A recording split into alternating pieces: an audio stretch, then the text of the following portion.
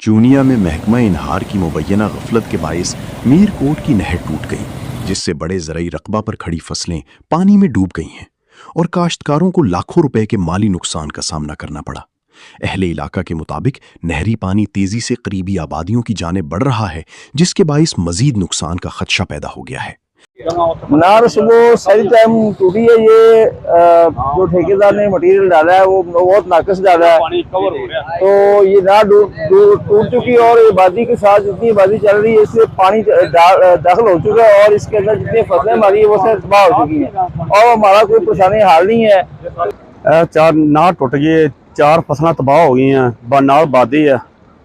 अगले दिन नार बनी है तो सारी खराब हो गई, तो फसल जा खराब हो रही हैं। मुतासरीन का कहना है कि वाकई के काफ़ी देर गुजरने के बावजूद इंतजामिया और महकमा इनहार का अमला मौके पर नहीं पहुंच सका। अहले इलाका ने डिप्टी कमिश्नर कसूर से फौरी नोटिस लेते हुए नहर को बंद करवाने और मुतासरा इलाकों को मजीद तबाही से बचाने का मुतालबा किया है। कैमरामैन सैयद जरखाम तकवी के साथ बाबर अली बशारत, 49 न्यूज़ डिजिटल, चूनिया।